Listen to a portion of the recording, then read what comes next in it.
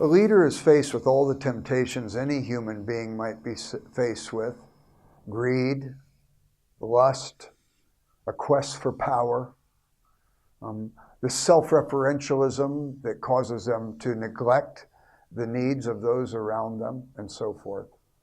Everybody's fraught with those particular things. The very kinds of things maybe that Satan tempts Jesus with: the lust of the flesh, the lust of the eyes, and the boastful pride of life. But a leader has particular kinds of temptations unique to his call, because the leader will have some degree of power. People are following the leader. Therefore, they have some power over the soul of another person. And that power could easily be corrupted. And this is a particular problem. In the De Monarchia by Dante, a book translated of the monarch, he talks about the particular challenges of leadership.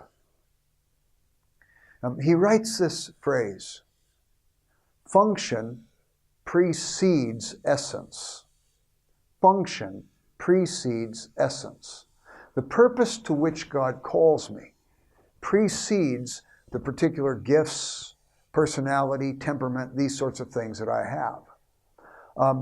It works like this. If you look at the creation account in Genesis 1, God makes the light, the function, on day 1, but he doesn't make the luminaries, the sun, moon, and stars, until day 4.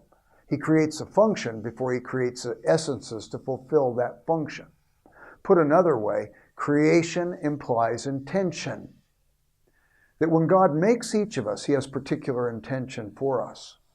He has goals that he set out for us, things that he wants to do through us. So often we go through life looking at somebody else, wishing we had what they had, and we miss out completely on what God's delight was in making us with what he gave us. Oscar Wilde once wrote, "Be yourself, everybody else is already taken." And the consequence is this: if we recognize that God has given us leadership and called us to this capacity, then we need to recognize that leadership role comes with the responsibility to be concerned for the welfare of others. In his book, The Arthurian Torso, Lewis is doing a literary critical analysis of his friend Charles Williams' Arthurian poetry. And in his poetry, Williams picks up on this concept from Dante. And he has King Arthur looking over the ramparts of his castle onto the vision of Camelot itself. And he asks this question: does the king exist for the kingdom? Or does the kingdom exist for the king? At that particular moment, he violates Dante's comment that function precedes essence. And he exalts himself over his responsibility. Because in reality, the king exists for the kingdom. He has been given his gifts to serve. And if he uses the people rather than serves them, in a sense, he becomes Antichrist.